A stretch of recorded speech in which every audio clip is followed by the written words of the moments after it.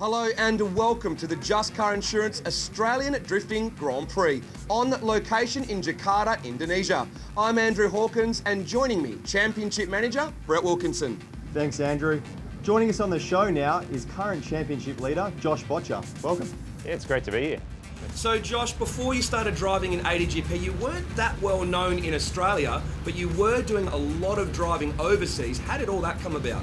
Yeah, I was very fortunate after a good season in Queensland, one of our local series. I was sponsored by GT Radial and they decided to bring me over to Southeast Asia and actually compete here in Jakarta. I competed in Singapore, Malaysia and Thailand, and I did FD, Formula Drift Asia for 3 years. So it was awesome. It was amazing to compete overseas against big name drivers. And really, it certainly stepped up my skill level, and it was just a good time being over here. Now, when you first joined ADGP, you drove what is now known as your spare car, the 180SX. Tell us the ups and downs about that. At the time when we first sort of joined, it was probably a fair car for the game, and the power it had was reasonable. But we did have a few gearbox issues, we had a few clutch issues, and we sort of worked through them. We had a really good first round, I remember, in Adelaide. We came third there, and then we sort of battled our way through the series and we just weren't getting the results we needed. And a lot of it was from just car issues. That car worked very hard to be competitive. So, Josh, the S15 obviously had its fair share of dramas when you first debuted it. How long and how hard was it to kind of get that car dialed in to where it is now? Yeah, it's a pretty serious car. It's got the 7.2 litre V8 in it with about 800 horsepower. It's a pretty wild thing to tame, I guess. And we had a new steering system. We got the Wisefab, the big angle steering in it, and that took a while to get my head around. You know, the engine, the way that all works. One of the big things was it's such a big engine, and it's really designed to just be for I guess it's speedway or late models, or basically oval racing, and they just have their foot flat the whole time. So the engine's designed just to be singing up high in the revs all the time. So we had to make it work really well down low, and it's got the torque there, it's got the grunt, but the tune of the engine wasn't great. Very quickly we changed from a carburetor to an electronic fuel injection. There was still trouble, so then we changed to the management system of that injection, and we've got running a Motec now, and a guy by the name of Phil Laird has helped out and made the car really work well down low in the revs. Last round in Adelaide, it was perfect. Everything went well. Car was great. Never missed a beat. Never even thought about that. All we were doing on the weekend was set up on the car and trying to make that better. And once this car's right now, we're really confident. Seem to be able to put it wherever I want to. Hold my foot flat a lot more, and make plenty of smoke. It's going well. Now, you won the final round of last year's season, which then gave you third place for the full championship. Yep. Clearly that would have boosted your confidence moving into this year. Yeah, it was a big thing for me. I really wanted to do really well in ADGP, obviously, and to get that win, that first win, was a big thing. And obviously, great finish to the season, gives you a lot of confidence through the off-season. You know, that's one of the reasons we sort of pulled it down. We thought, we're going to sort this out here. So we pulled the car right down. We did a lot of work on the car in the off-season and made it was already quite good, but we just made it better and made the balance of the car better. We've made the cooling better with the radiator in the back. A really awesome tube frame setup in the back, which at both Calder and Adelaide, we've tapped the wall a bunch of times, and it's like running into a mattress. So JB, let's talk a little bit more about the car now. Let's go in a bit more detail. The engine itself, a lot of people are sort of asking, is it a NASCAR, is it a sprint car? What exactly is the engine? And then run us through, the gearbox combination, drivetrain, suspension. Yeah, let's run through the major parts of the car.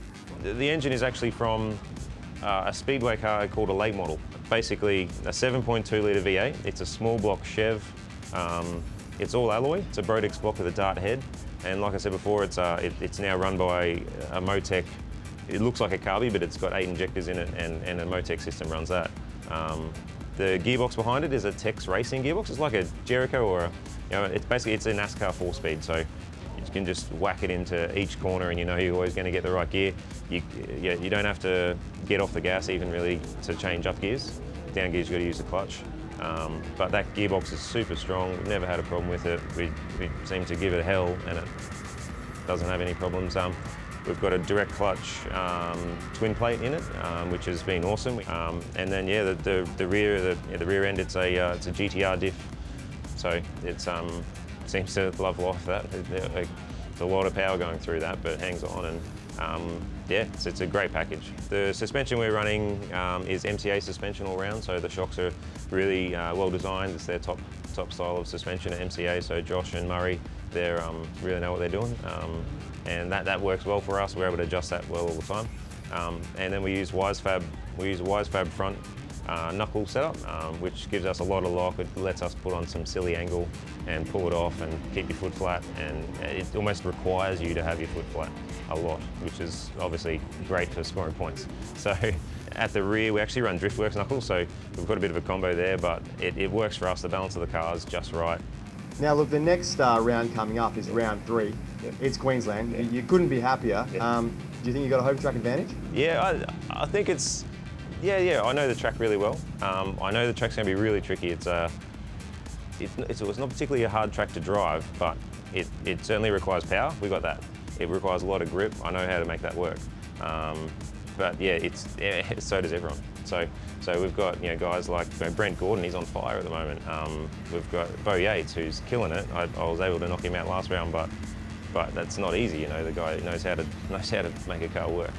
And Rob White's getting quicker all the time. Mick Rosenblatt, always a problem to go up against. So it's there might be a bit of a home track advantage, but it's not a particularly difficult track.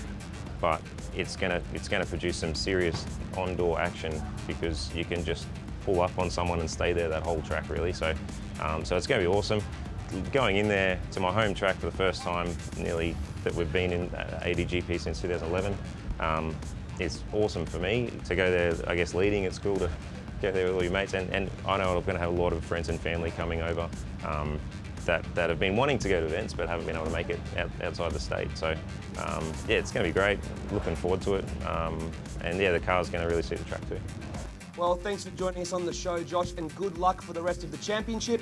Don't go anywhere, guys, as after the break, we're going to check out the top 5 battles of all time at ADGP.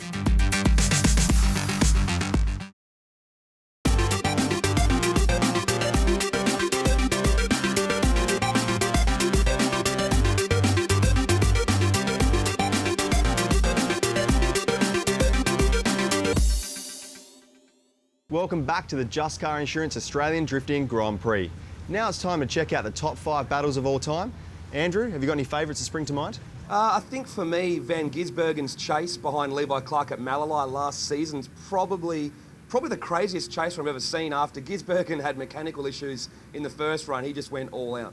Definitely. Look, for me, Michael Rosenblatt against Bo Yates at the Thunderdome. I mean, they went at it multiple times, and look, I've never really seen anyone get so close. I think those guys have gone head-to-head every time at the Dome, so it's going to be tough to choose, but let's do it. It's the top 5 battles of all time at ADGP.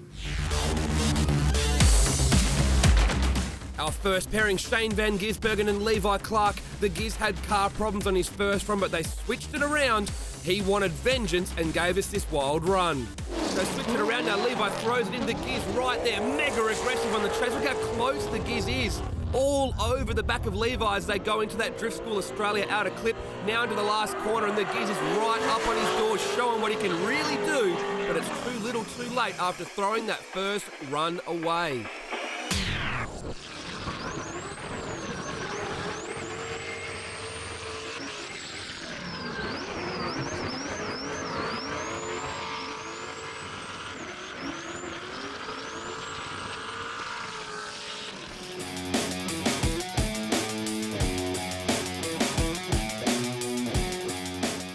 Judges couldn't split them on the first run, so they are going to go for a rerun. So many reruns this weekend because the drivers have been pushing so hard. But the judges finding it difficult to split them. The smallest mistake is all it takes. Fink throws it in, full speed. Coulson is right there, doing everything he can to keep up with that Holford Motors S14. Both of these drivers, perfect line, hitting that outer clip. And Coulson trying to get up on the inside there of the Holford's car, not doing too bad a job. In any other battle, we'd consider that great proximity, but we know what Luke Fink is capable of on this track. And let's see what he does now as he pulls in behind the Just Nice cars via Ute, throws it in. Big angle from Coulson on that entry, lots of speed, but Luke Fink once again is just all over the back of him. He is locked on target, and look at this, giving him a little rub, a little kiss, a little scrape, saying hello.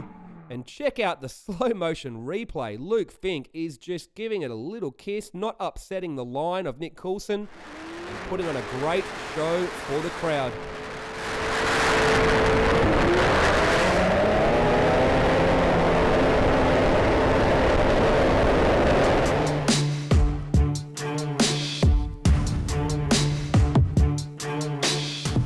Bo Yates up against Michael Rosenblatt. These guys gave us the battle of the year here at the Thunderdome last season. Will they do it again? Bo Yates will lead as the #1 qualifier, pedal to the metal, full throttle entry, throws it in. He has bigger angle than Rosenblatt. Rosenblatt goes a little bit wide there, nearly goes off. He then is shallow to try and keep up with Bo Yates coming out of the horseshoe. He's pushing very aggressive, but a little bit messy to keep up for the Achilles Radial hairpin. But Bo Yates throws down a textbook, perfect aggressive lead run that would be very difficult for anyone to match. Rosenblatt, he throws it in, a little bit slower by the looks of it on that entry, goes wide there, gets the tyre off a couple of times, but Bo Yates is right there on his door, coming out of the New Line Oils horseshoe, chases him in now to that last hairpin, and Bo Yates.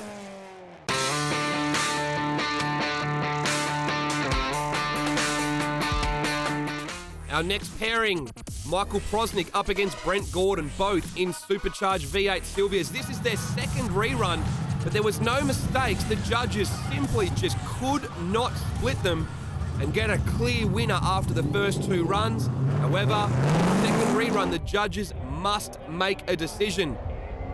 Prosnick will lead as the higher qualifier, full throttle run up, throws it in, a little bit lazy winding on the air to begin with, but he's there now. Brent Gordon diving in to get nice and close. This is almost a carbon copy of their last run. Gordon putting down a very solid chase. Prosnick, great lead run. And across the finish line now to finish their first run of their second rerun. Judges calling through, saying there is still no advantage either way. They want to see what happens on the second run, but they must choose a winner on the second rerun. Gordon leads now, throws it in. Great entry from Gordon. Prosnick now dives in on the chase into the horseshoe, putting down another solid chase run. Gordon gets right out there and taps the wall on the infield into the Achilles Radial hairpin now. Once again, this is tough to call. We're going to go to the replay and the judges on this one. On board with Brent Gordon, you can see that it's pretty tough to call and would normally be a rerun, but the ADGP regulations state that a winner must be decided after the second rerun.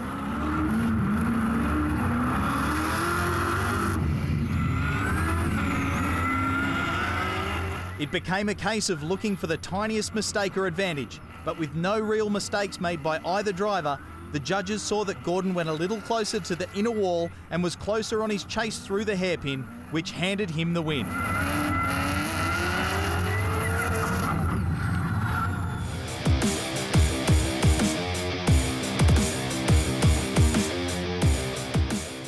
This was one of the most controversial and talked about battles of the weekend. Rosenblatt, on his first lap, gave us probably the best chase run of the season, right up on Bo Yates' door, especially on that last corner.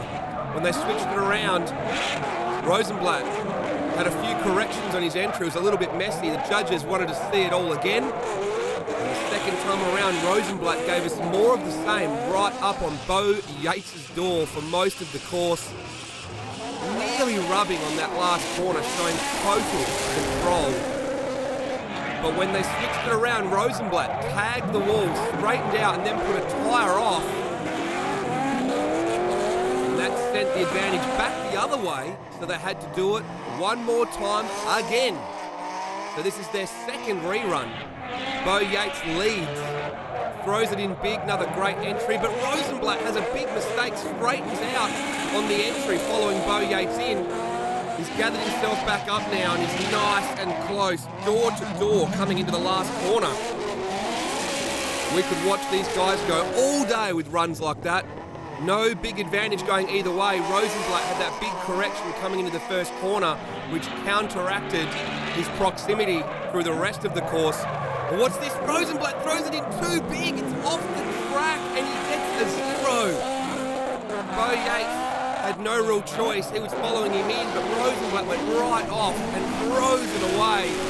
Let's go to the Achilles Radial replay now. You can see on the entry, Rosenblatt has a big correction. The wheels are straight there. He manages to re-initiate the drift and get right up on Bo Yates' door.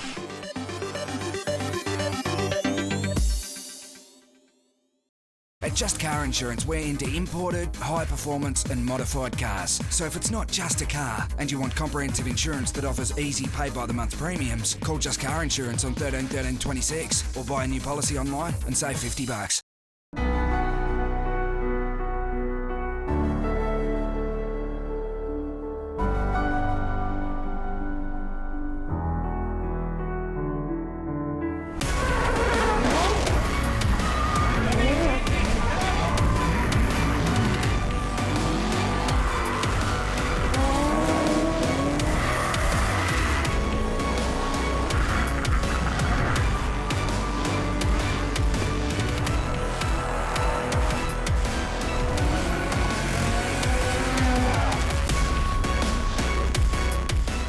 Welcome back to the Just Car Insurance Australian Drifting Grand Prix. Now, in our last episode, we covered the Achilles Radial Asian Drifting Grand Prix in Jakarta. Now, while we're there, we got to catch up with a whole bunch of internationally renowned drivers: Andy Gray, Daigo Saito, and Robbie Nishida.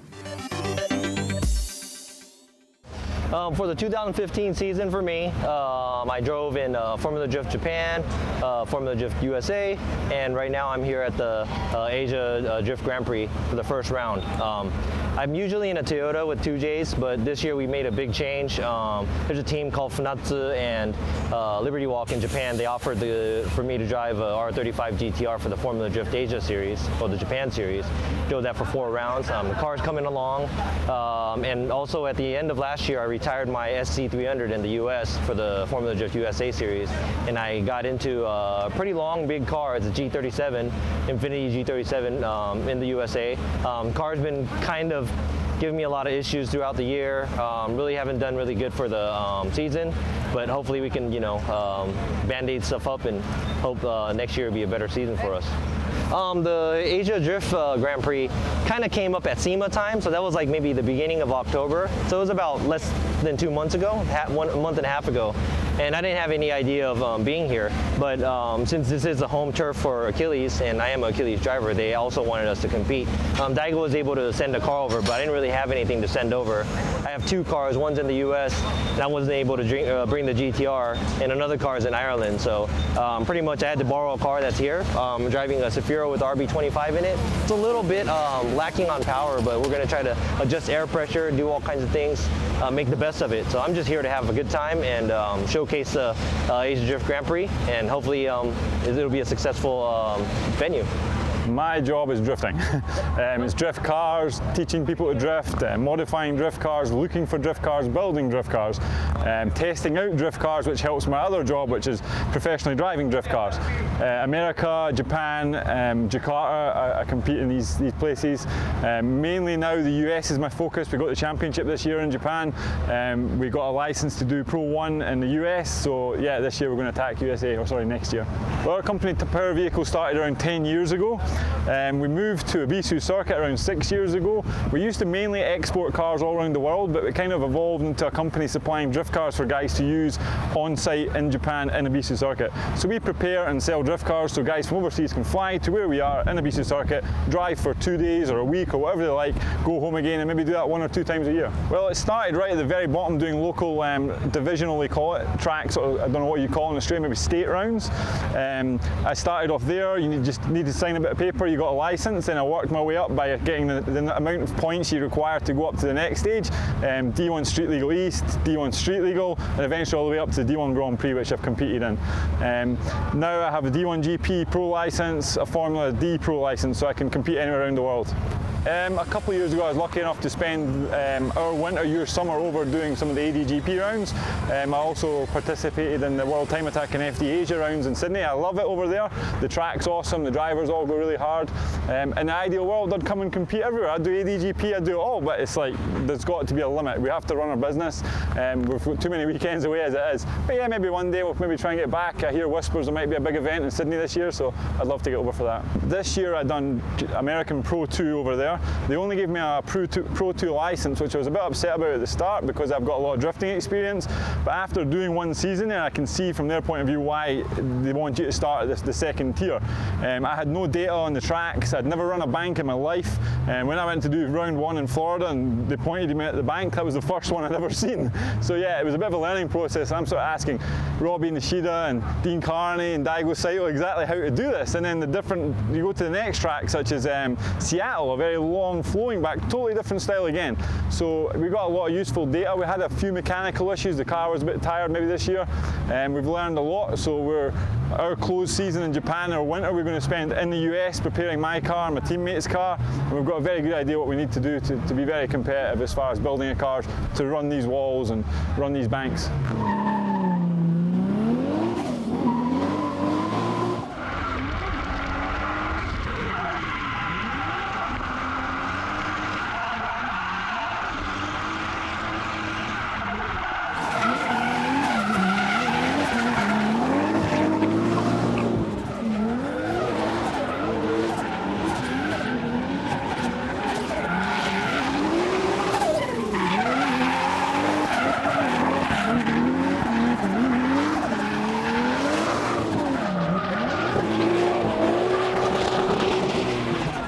D1GP、キングオブアジア、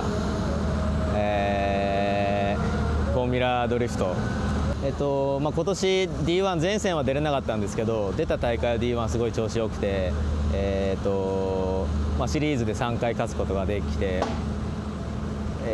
シリーズ2位で終わりました。でフォーミュラ D のアメリカは結構新車だったんですけど、トラブルとかもちょっと多くて、あんまりいい成績は残せなかったです。今年D1 ジャパンのシリーズ3回優勝できたんで、すごい調子良かったです。ランボルギーニ日本の AR 屋さんのリバティウォークと、ドリフトの話をしてて盛り上がってランボでやろうっていうことになりました。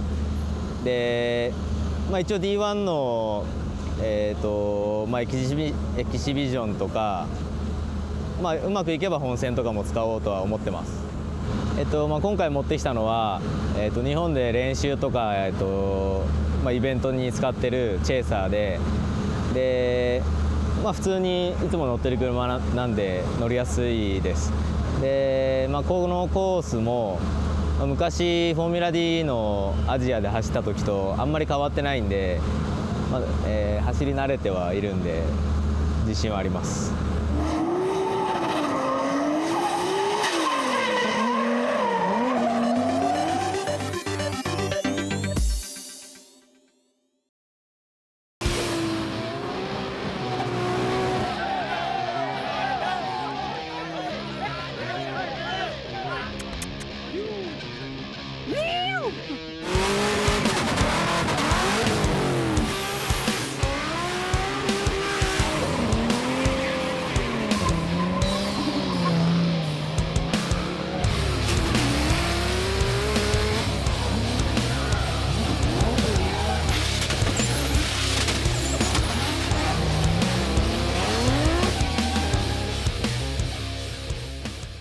Welcome back to the Just Car Insurance Australian Drifting Grand Prix. Joining us on the show now is Brent Gordon, currently second in the championship. Thanks for joining us, Brent. Thanks for having me. So Brent, your first ADGP season, you finished 5th, which also gave you Rookie of the Year. How did that motivate you for this season? Gave us a massive boost of confidence. We weren't really sure how we were going to go, and yeah, just having a good start like that, it makes us more determined this season to position well. So 2 events, 2 podiums, you're up with the big names and you've actually got quite a lot of them worried now. How does it feel to be up there with some of those veterans? Yeah, it's pretty good. When we first started, I always used to look up to these guys and and always dreamed of driving against them, and now I'm up with them. It's a pretty cool feeling. Look, it seems like the car's really dialed this year. Was there any changes in the off-season?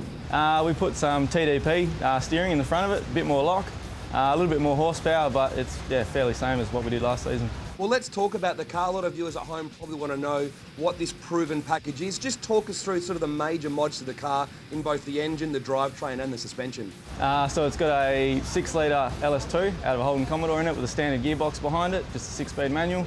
It's got a Whipple 2.9-litre supercharger on top of it, running E85, making about 550 horsepower. And then, it's full welding cage, all the rest of it like that. R33 GDR diff in the rear of it, K-Sport coilovers all around of it, and then the TDP steering in the front of it. Now, your family's really heavily involved and supports you very, very well. Tell us a little bit about your team.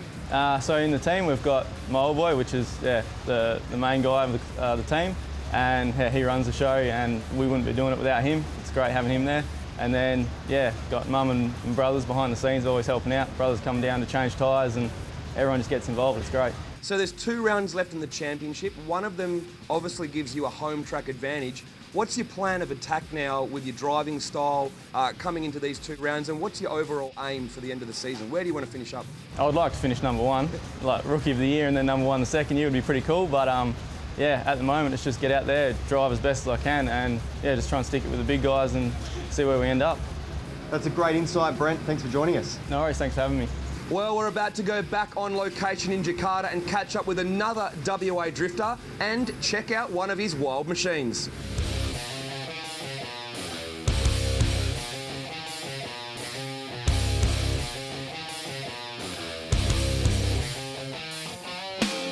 Got 2 S15s. The usual one I use at home is a Turbo LS 5.7 litre. The one we got here today is a 6.2 litre with a 2.9 litre Whipple on it. So power, very similar sort of peak power, but drivability is very different between the two. This one's got Wisefab in the front, the other one runs Wisefab in the front as well. This car's got IKEA Formula in the rear and the other one's running Wisefab, so definitely the Wisefab is a lot more superior than all the other rear ends I've run. I have actually ordered Wisefab for the rear of this car, just didn't turn up in time to get it in the rear, so I do personally think that the Wisefab's the go and it will be in here next time. Both cars got exactly the same diff, exactly the same gearbox. The gearbox is a 4-speed TTI sequential. Just gone 4-speed because that's all we need with an LS. And all the diffs are all the same between the cars. They've got 3/6 diff gears in a GDR centre with GDR axles. So this engine's LS3. It's just got pistons and rods in it, all done by Scott's Performance Engines. So the blower on this car's 2.9 litre Whipple, makes about 600 horsepower at the wheels. It's got power from 1500 RPM all the way through to 7000 RPM. So it's got a very usable rev range and it can turn the tyres from whatever RPM you want it to do it at.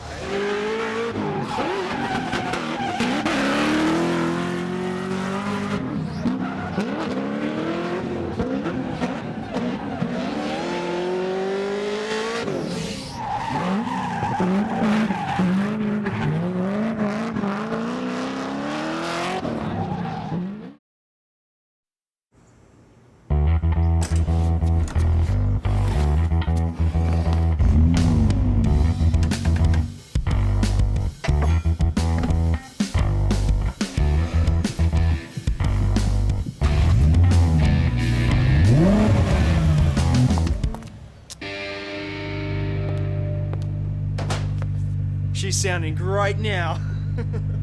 For less friction, change your engine oil to Newlon.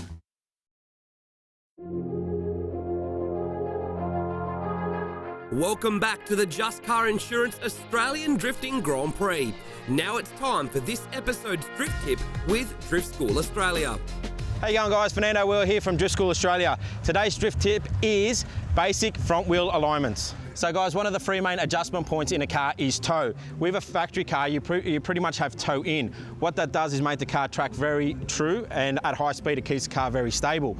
But it's very lazy on turn in and it doesn't give you too much extra angle. So what we tend to do is tow a car out. It makes it a bit more flighty at high speed, but you can imagine how direct it would be when you turn in. The tyre's already pointing in that direction slightly, so with a turn in, it just grips and it goes. And obviously it gives you that little bit more steering angle. The second main adjustment point in the car in the front end would be caster. So that's movement of the wheel front to back.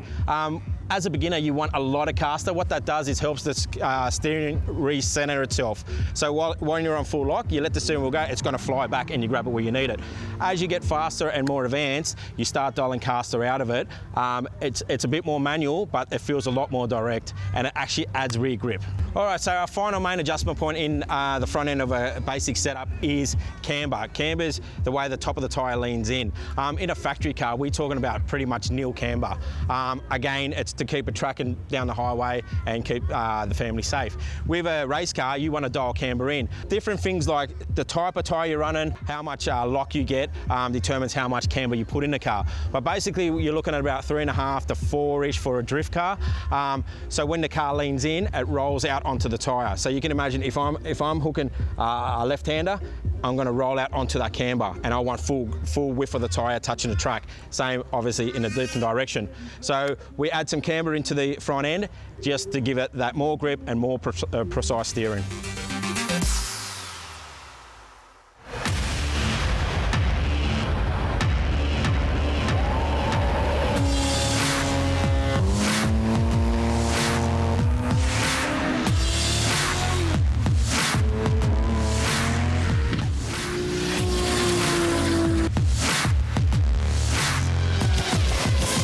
Newlon Oils is the official oil of ADGP.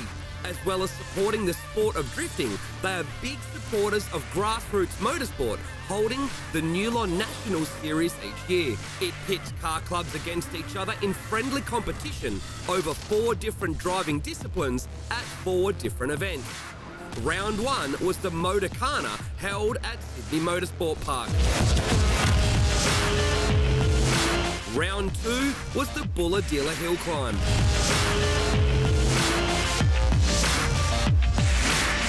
Round 3 headed to Wakefield for some time attack. And the final round is held at Cootamundra Airport in New South Wales for some drag racing. The series is great fun and promotes enthusiasts to hit the track to enjoy their car.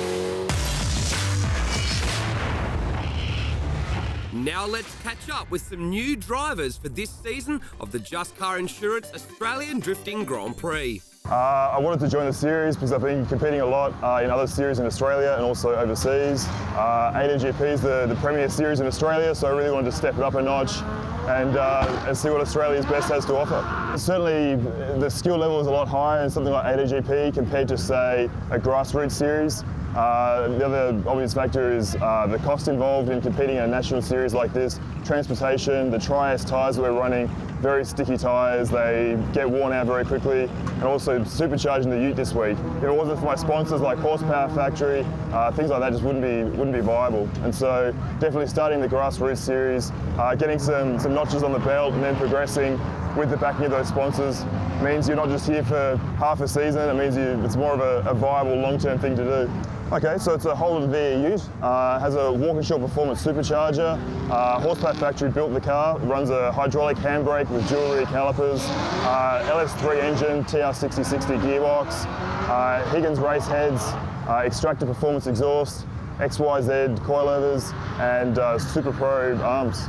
Yeah, certainly have to put in a bit of effort to throw the old girl around, but I think definitely now with the supercharger being fitted this week as well, a bit of extra power certainly doesn't hurt to help knock those doors in. And so you have to help the guys who help you, so I thought I'd go one up and shave their brand in the side of my head just to show my support.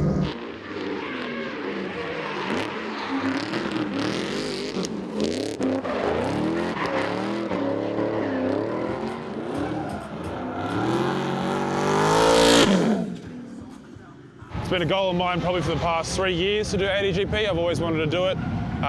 battle against the big leagues, you know, get up there with everyone in Australia, and yeah, it's just definitely been a really strong goal of mine for a while, and now I'm here and I'm really happy. I started drifting back in 2010. I built a car over a 2-year period when I started when I was 19. And I basically started at Eastern Creek. It's a Nissan S15 200SX. It's got a 2JZ in it, pushing out around 400 kilowatt. Behind that, it's got a Jericho 4-speed H pattern. It's running a Garrett 3582 GTX turbo, 6-boost manifold. I've got a G-Ready intake plenum, obviously intercooler and everything like that. Exhaust system. It's running a Haltech computer, a PS2000 with a dash and full loom, velo seats, stuff like that.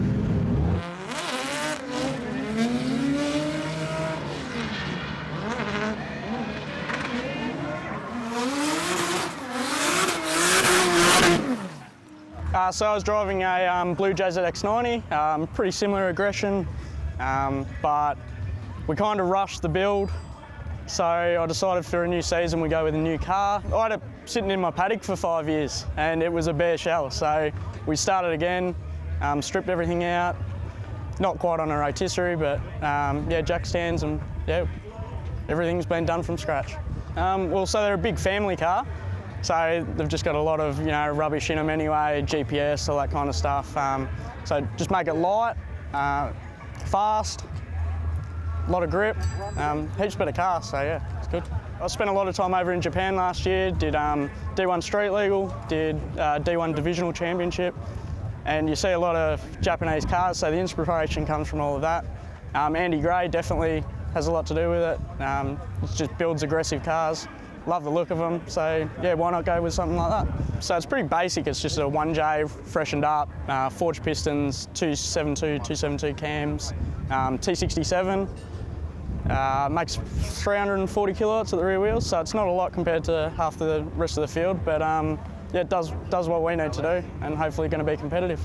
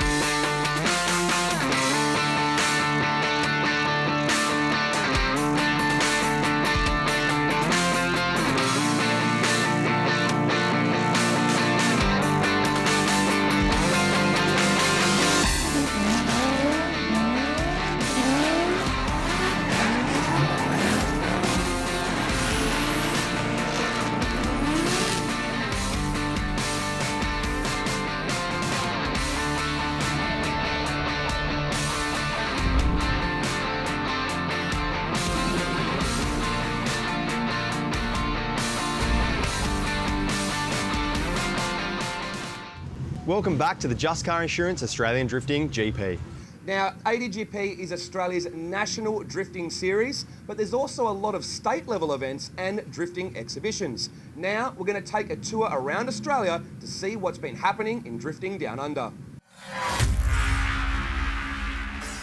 Jamboree is the world's biggest sports compact drag racing event, but in the last couple of years, they have added drifting to their schedule, helping make for one of the most complete entertainment packages, combining drag racing, show and shine, babe comps, and more.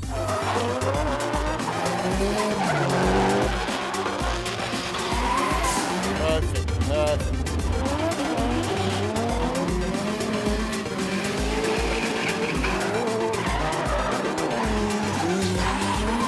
The drifting exhibitions are pretty wild, and the first stop was Sydney Jamboree.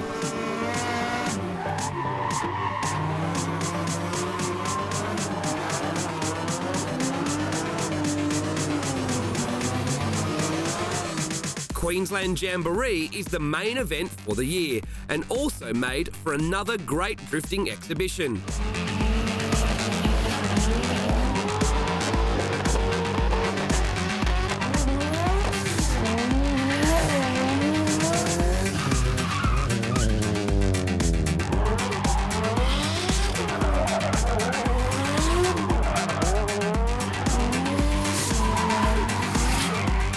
2015 was the first time Jamboree visited Calder Park Raceway, and our friends at Vic Drift put on a drifting competition in the Dome.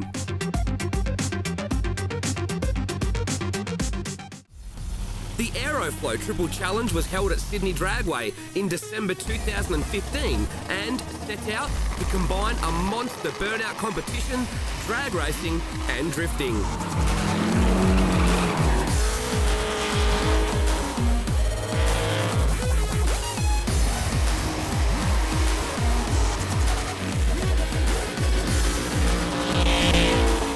ADGP partner Drift School Australia ran the drifting exhibitions and passenger rides.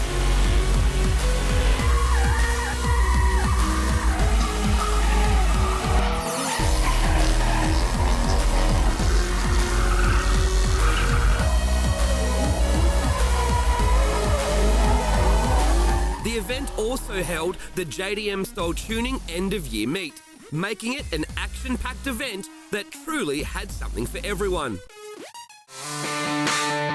Across the other side of the country now, and the Just Car Insurance Australian Drifting Grand Prix was invited to take part in the Perth Speedfest to represent our sport. The event encompassed all types of motorsport, with everything from historic races and classics to motorbikes to rally cars. And the main attraction was Daniel Ricciardo in the Red Bull Racing F1 car. We invited Western Australia's top drifters to attend and put on a show for the crowd, and that they did.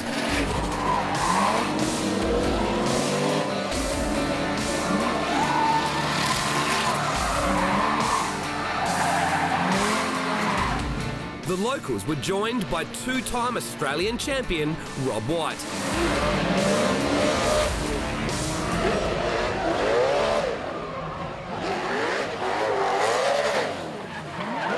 Former Australian drift champion Rob White. Now, you have come all the way from the Gold Coast to be here for the Perth Speedfest. That's fantastic. Yeah, look, the guys at ADGP and Just Car Insurance asked me to come along and bring our Achilles NASCAR powered 350Z. So we, jumped at the chance. It's a big event, so we wanted to be part of it.